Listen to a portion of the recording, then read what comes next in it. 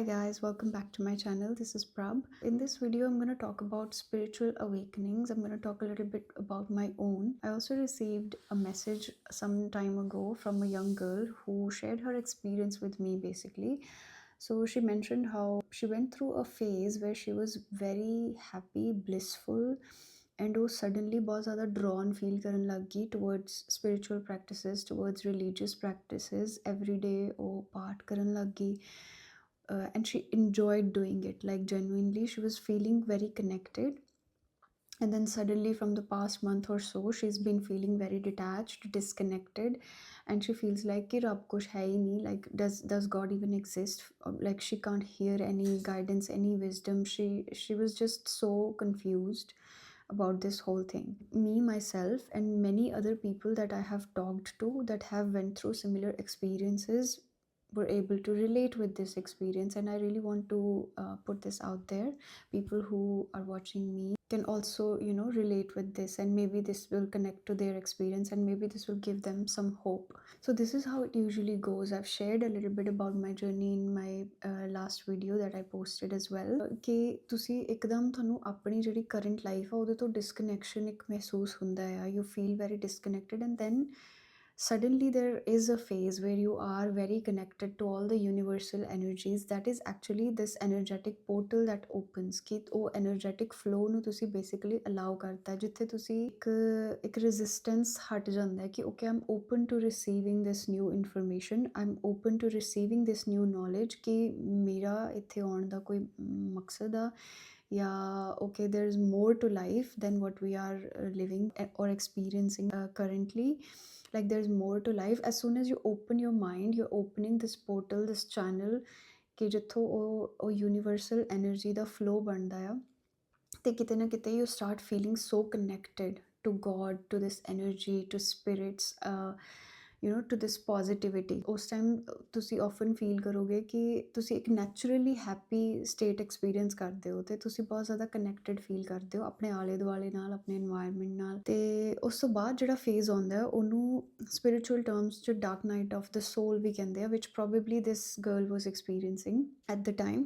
ਕਿ ਜਿੱਥੇ ਤੁਹਾਨੂੰ ਫੀਲ ਹੁੰਦਾ ਹੈ ਕਿ ਇੱਕ ਵਰਡ 'ਚ ਚਲ ਗਏ ਹੋ ਤੁਸੀਂ, ਲਾਈਕ ਤੁਹਾਡੇ ਚਾਰੇ ਪਾਸੇ ਤੁਹਾਨੂੰ ਹਨੇਰੇ ਵਾਂਗ ਫੀਲ ਹੁੰਦਾ ਆ. You feel very disconnected, you feel dead inside. If I personally reflect on my experience, it almost felt like I was like literally dead inside, and it's just like you have no emotions, no feelings, you feel very flat, very disconnected. You don't want to do anything, no motivation to do anything at all whatsoever. It's almost like a severe depression. I almost felt like I was falling into deeper depression when I was going through that phase. And for me, that phase lasted for about 1 to 2 weeks, where it was very intense. I definitely went through it more than once, but that one time, that one first time, the dark night of the soul was very, very intense, and I hardly had anyone around me who could understand what I was going through. So this has been a huge thing on my journey, on my spiritual awakening journey, that whenever I was struggling with something, whenever I needed answers, those answers came to me. Like one way or another, I was able to comprehend that experience or understand what was happening and make sense of it later on, or while I was in it sometimes. So when I was going through that, I definitely started feeling that something weird is happening. I hardly had any like energy, even physically you feel very, very drained, exhausted, tired, you have headaches, all of these physical symptoms. So I randomly came across this term on the internet. I don't remember exactly whether it was YouTube or simply Google, I don't know. But the term dark night of the soul, and when I read about it, I could relate with every single symptom that was mentioned there. Like every single thing was happening to me. Before that period started, मैं regularly गुरुद्वारे जा रही थी, मैं पाठ भी कर रही थी, मैं बहुत ज़्यादा connected feel कर रही थी positive energies नाल. But then suddenly it was just all gone. I started feeling very flat and disconnected. What dark night of the soul basically is when your ego is dying. It's called ego death. When this identity that you have built, this person that you are, this identity that you have built around your name, this is the work that you do, these are your parents, this is your family, these are your friends, all of these things, these are your habits, this is what you like, this is what you dislike, these are your behaviors, all of those things. When you start realizing that you are more than this ego, you're more than this identity, you are here for a bigger purpose, which is beyond this, you are beyond this identity, this person that you are. When your mind starts opening to this idea, your ego, who has built its entire identity around this I, this you, cannot take it. It cannot take it. So it's only natural that you are going to feel very disconnected and all this, like deep loss, or like something has gone like severely wrong or something, this feeling of like impending doom, like something's very bad about to happen. It's basically your ego dying. That's what ego death is. It's not like your entire ego is going to die basically in that one episode. It's not like that. It happens in layers. It just depends on how much trauma, how much generational trauma, how much ancestral debt, how much negative energy you as an individual are carrying, how much karma you have to pay in this life basically. So the time period is different for every person. So I read stories from people, some people went through these dark night of the souls for like years, some people for months, weeks. It just really depends, and they can happen more than once. And this is when you will start facing your childhood trauma, your toxic patterns, your negative behaviors that are not serving you. So basically this whole process is for you to level up, to become your higher self, to become the best version of yourself. That is what this whole thing is about. In order to heal all the negative energy that is in your system, that is in your auric field, you are going to go through purging, where everything is going to come up. Your childhood trauma, all the pain that you're carrying since childhood, your negative patterns, your toxic behaviors, everything is going to come to surface. It's either going to happen through your experiences with people around you. People are going to trigger you more and more. You're going to become very sensitive to other people's energies. Everything, you're going to feel everything 10x very deeply. You're going to lose people, your relationships start falling apart. You're just going to clearly see every shitty belief or behavior that you have about yourself. You're basically coming face to face with everything. Everything is going to come to surface. You're just going to start thinking more about your childhood, and the pain that you're going to experience is most of the time so intense that you want nothing but forgiveness. You want nothing but healing. You would want to heal from it, and you would want to do anything that it takes to get you out of that feeling, to heal that feeling. At one point you might even want to run from all of this. You might even feel like, okay, I don't want any of this, I just want to go back how my life was. That is basically your fear. That is your ego tripping. Okay, it is going to do that a lot of times, and there is no time frame to a healing journey. Okay, it's just that how resilient you become, how strongly you hold yourself through all of these experiences, and eventually how much you want to get better and heal and become a better person on the other side of all of it. So then you progress into this inner healing phase, okay, where you would want to actively start healing. You might even start getting guidance naturally. For example, when I was in this phase, I kind of felt naturally drawn to practicing breath work. I had never heard about breath work before. I'm naturally just, randomly my friend calls me up and there's this session happening, or I'm just on the internet and just random ads are coming to me. So this happens. Like, that's why I believe in the universe so wholeheartedly, because once you are open to receiving the wisdom from the universe and the wisdom that exists in your own soul, it is real. Like, every single thing is going to guide you to walk that path. It is going to try to make it as easy as possible for you, but you just have to stay open, and you just have to take in all the signs and just stay focused. I started being drawn towards breath work. I practiced breath work, and it really helped me so much. I took this one session and it was something to do with trauma release. Basically, so it was like a 1 hour session, and after that 1 hour session, I cried. Like everyone in the it was a group session. Everyone in the room was crying like little children.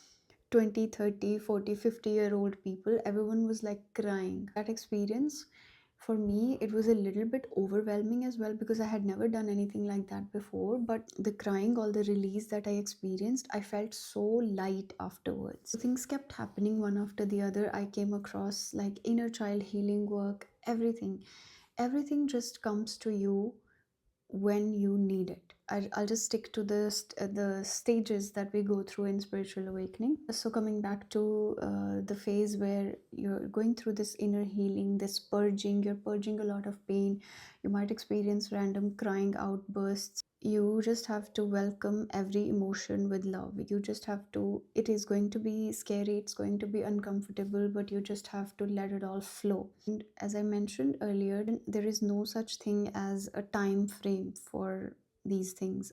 A healing journey is very, very personal to each individual depending on their life story, who they are, what they're here for, and other stuff. So do not ever compare your journey to anyone else. As you're doing this healing work, as you're purging more and more, you're going through this energetic purification. Your vibration is raising. As you're healing yourself, your vibration is raising. You're naturally going to become more confident. You're going to learn to have healthy boundaries. Basically, the reason we cannot have boundaries, we do not love ourselves, it's because there's this negative energy in our auric field from all these negative beliefs that we are carrying with us. All this trauma, this unresolved, unaddressed trauma, it is still in our system. This is why we don't have enough courage to be our true selves, be who we really are. So that's how healing plays a big role. In this inner healing phase, you are many times going to find yourself in the same spot again and again.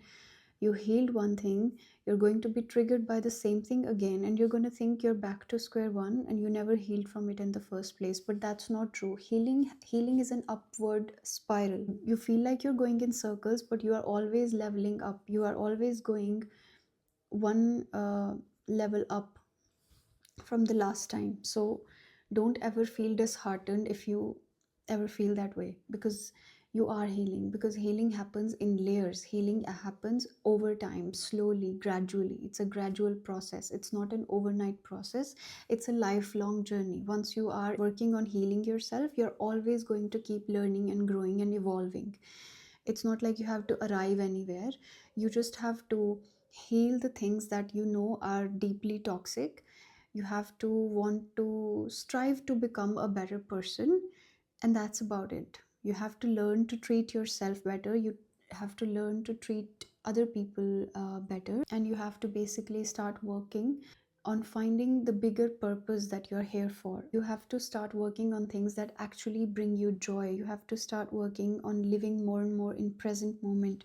You have to start grounding yourself, trying to heal your nervous system, all of these things. So that brings me to the next phase, which is, as you're doing as you're going through this inner healing phase where you're purging, healing your past traumas and doing the spiritual practices, as you heal and uncover the higher version of yourself, the more healed and balanced version of yourself, you are going to naturally feel connected to your intuition, your inner guiding light. ਜਿਹੜਾ ਕਹਿੰਦੇ ਆ ਨਾ God ਹੁੰਦਾ ਤੁਹਾਡੇ ਅੰਦਰ, that's what it is. It's your intuition, it's your higher self. You're going to naturally feel more connected. You're going to feel like as if you are hearing this subtle voice. Like everybody hears it differently, but it's this download, it's this voice. I don't know how to explain it really, but um, you'd be able to relate. You will naturally have more faith, more trust in divine timing. You will feel less fear before you're about to do something. You will have more self trust, less self doubt.